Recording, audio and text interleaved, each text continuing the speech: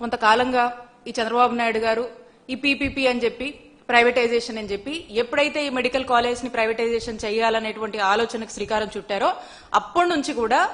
రాష్ట్ర ప్రజలందరూ కూడా పూర్తిగా దీన్ని వ్యతిరేకిస్తూ ఇది తప్పు అని చెప్పి అనేక ప్లాట్ఫామ్స్ లో ప్రజలు గొంతు విప్పి అనేక పార్టీలు కావచ్చు,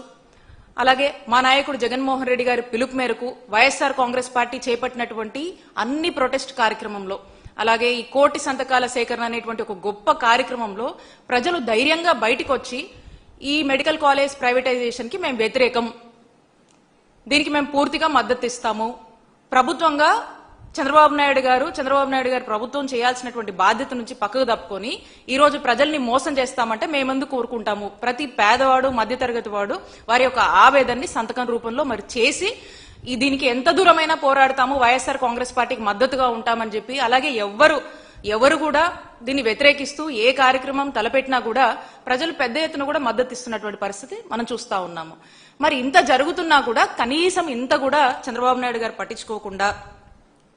కోటి మంది ఈ రాష్ట్రంలో గొంతెత్తినా సరే అయినా సరే చంద్రబాబు నాయుడు గారు వినకుండా పట్టించుకోకుండా నేను అనుకున్నదే అని చెప్పి మోనోపోలీగా మరి చంద్రబాబు నాయుడు గారు ప్రభుత్వం వెళ్తున్న తీరు ప్రజలందరూ కూడా గమనిస్తున్నారు. ఈ రోజు కూడా మనం చూసాము,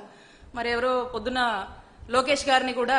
కొంతమంది విద్యార్థి సంఘాల కలవడం జరిగింది. కలిసి మరి మెడికల్ కాలేజ్ ప్రైవేటైజేషన్ ని మీరు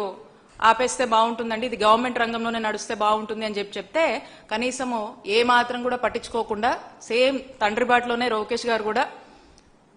ఖచ్చితంగా ప్రైవేటైజేషనే చేస్తాము, దీంట్లో నో అదర్ ఆల్టర్నేట్ ఆప్షన్ అని చెప్పేసి ఇక వాళ్ళ మొహం మీదే